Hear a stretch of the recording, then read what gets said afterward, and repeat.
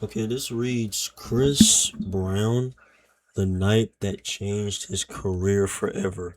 Now, this is June Street where the alleged altercation occurred, and sources say Chris Brown spun out of control. This happened to me, and it can happen to anybody. There are a lot of women who've experienced what I did. I'm really sorry for what went down and what happened. Now, most people know who Chris Brown is, one of the most recognizable voices in the music industry, who rose to fame as a teenager in the mid-2000s. Was started as a young, talented singer with a clean-cut image who captured the hearts of many, would later spiral into one of the most controversial chapters the music industry has ever seen. And it all traces back to one night in 2009, the night before the Grammys. In the middle of it all was Rihanna, a young Caribbean singer who moved to the United States at just 16 and quickly became one of the biggest pop stars in the world. Around that same time, she met Chris Brown, who was just 15 years old. What started as two teenagers crossing paths in the music industry eventually grew into what many considered a true power couple years later. Both were young, successful, and at the top of their careers, but behind the glamorous image, things weren't as perfect as they seemed. On February 8th, 2009, the night before the Grammys, 19-year-old Chris Brown and 20-year-old Rihanna left a Beverly Hills party in a rented Lamborghini. The two had been in a relationship for about a year and a half at that point, but that night, everything would spiral out of control. Minutes after they drove off, that Lamborghini became the scene of a violent altercation, one that would change both of their lives forever. According to police records and court documents later released, the argument started when Rihanna picked up Chris's phone and found a 3-page text from another woman. What happened next is Chris pulled the car over and tried to push her out, but the seatbelt kept her inside. He shoved her head against the window, leaving a visible swelling, and then struck her in the eye while steering with his other hand. Court documents say Rihanna began bleeding, with her clothes and the interior of the car stained during the assault. At one point, Rihanna pretended to call her assistant and said out loud, "I'm on my way home. Make sure the cops are there when I get there." This only escalated the situation. Chris allegedly became so furious that he threatened her life before resuming the assault. He then put her in a headlock when she tried to use the phone and bit her ear. Rihanna fought back, trying to defend herself, and Chris bit her fingers before letting go. The car eventually stopped in Hancock Park, Los Angeles. Rihanna grabbed the keys and screamed for help, but Chris continued to hit and choke her until she struggled to breathe. A neighbor heard the screams and called 911. When police arrived minutes later, they found Rihanna bruised, bleeding, and shaken. Chris Brown walked away on foot, but later the same day he turned himself into the LAPD. 9 days later, according to police, Chris sent a text through Rihanna's assistant saying he planned to get help, but by then, the damage was already done. And when the photo of Rihanna's injuries leaked just days after, it put everything into perspective. That single image said more than any police report ever could. It showed just how serious the violence had been inside that Lambo. But then shortly after, in a surprising twist, reports surfaced that Rihanna and Chris had briefly reconciled. The two were spotted together in Miami at Diddy's house and later at a Beverly Hills hotel. Fans were furious. Petitions started circulating under slogans like "Don't do it, Rihanna," urging her not to get back with Chris. Still, prosecutors didn't need her cooperation to move forward.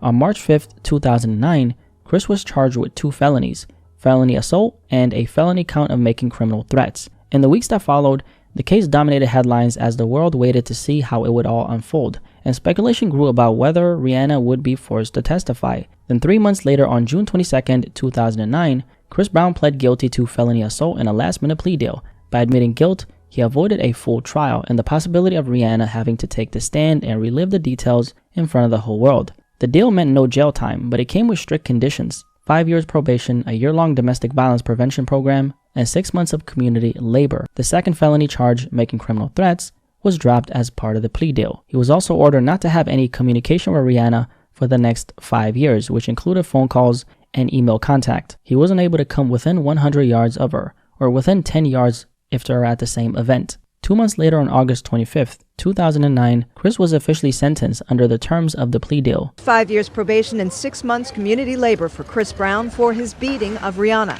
The sentence handed down Tuesday by LA Superior Court Judge Patricia Snag, as she also warned the R&B singer to stay away from his ex-girlfriend for 5 years. Not long after, video surfaced of him in an orange vest doing roadside cleanup in Virginia. We've been hearing about Chris Brown sightings in the Richmond area for weeks, but here he is right now in the red hat performing hard labor. He's been clearing brush here at the Richmond police stables all day. For many people, those visuals were a harsh reminder that no amount of fame could shield him from real consequences. But outside the courtroom, reality was setting in for Breezy, because while CB had avoided prison, his career was about to face its harshest test yet, and he knew it. Endorsements, public opinion, and even his place in the industry were suddenly on the line. I have told Rihanna countless times, and I'm telling you today, that I'm truly, truly sorry, and that I wasn't able to handle the situation both differently and better. In the weeks and months that followed, Chris Brown issued public apologies, saying he was sorry for what had happened and that he deeply regretted how everything went down. But even with those words, what happened happened, and the consequences for his career were not only immediate, but they were severe. Almost instantly, endorsements began to vanish. Wrigley, the largest manufacturer and marketer of chewing gum in the world, suspended its Double Mint gum campaign featuring Chris Brown. This was a major blow, since his 2008 hit Forever had been used as the jingle for the commercials. He also had a deal with the famous Got Milk campaign, but that partnership ended almost instantly. The company released a statement saying they took the allegations very seriously, and while his ad was already scheduled to end that week, they made it clear that they wanted to distance themselves from Chris as quickly as possible. The repercussions weren't limited to just endorsements. Chris Brown's music itself began disappearing from the radio. In the immediate days after the assault, several stations across the US stopped playing his songs, including stations in Cleveland, Pittsburgh, and in Indianapolis. The backlash even spread internationally. In the Cayman Islands, broadcasters announced that they would no longer be playing Chris Brown's music until the case was resolved. And the fallout didn't stop with endorsements, sponsors, or the lack of radio support. It even reached the award shows. In March 2009, more than 10,000 fans, many of them parents, signed an online petition demanding that Nickelodeon remove Chris Brown from the Kids' Choice Awards. Facing massive amounts of pressure, Chris Brown himself eventually withdrew his own name from the ballot. By mid-2009, the impact of the case was very visible in Chris's music career. For Rihanna, however, she was thriving. That November, she released her album Rated R, her first project since the incident. It debuted at number 4 on the Billboard 200 with 181,000 copies sold in its first week, a strong statement that her career and fan base were still very much intact. But when Chris dropped his own album Graffiti just 2 weeks later, the results told a different story. It debuted at number 7 with 102,000 copies sold, far below the expectations for a star of his level, a sign that the scandal had seriously damaged his ability to connect with the mainstream audience. Behind those numbers was even a bigger problem, however. His label had shipped 400,000 copies, but only about 40% of them actually sold. Retailers told Billboard that the album was simply not moving, with one executive bluntly admitting, "I wish I could return it." Frustrated, Chris went on Twitter accusing major retailers of blackballing his project and refusing to stock the album. But music industry insiders were telling a different story. Billboard and multiple chains, including Walmart and Best Buy, confirmed that Graffiti was stocked nationwide. The reality was harsher.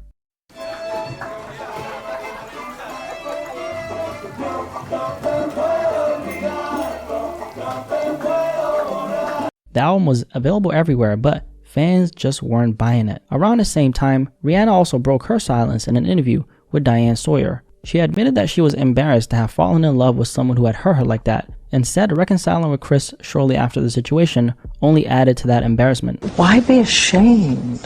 Why would you be ashamed? I fell in love with that person. That's embarrassing. That's embarrassing that that's the type of person that I fell in love with. So far in love. So unconditional that I went back.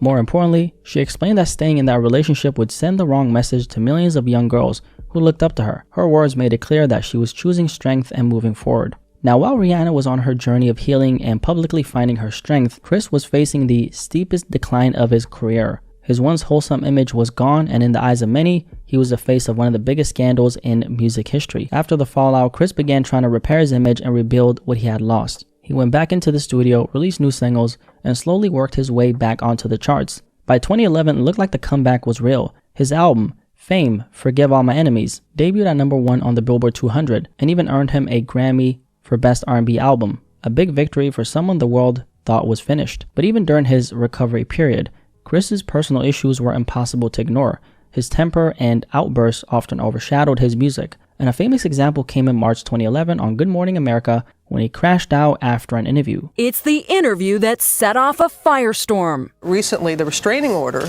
against you that Rihanna had issued has been relaxed. Have you all seen each other, been around each other? I mean, not really. It's not really a big deal to me now as far as that situation. This album is what I want them to talk about and not the stuff that happened 2 years ago. Chris Brown had agreed to talk about his past on GMA. Chris was doing a live interview on Good Morning America when the host brought up the Rihanna situation. He was visibly irritated by the question, but kept his composure on camera. Once the segment ended, however, things escalated. Chris reportedly stormed backstage and shattered a window, leaving shards of glass on the New York sidewalk below. He later apologized, saying he felt blindsided by the line of questioning. Although you can see me upset, I kept my composure, did my performance, and when I got back, I just let off like steam in the back. I didn't physically hurt anyone. I didn't try to hurt anyone. I just wanted to release just the anger that I had inside me. Chris and Rihanna once again briefly reconciled between 2012 and 2013, even releasing music together again. But the backlash was massive.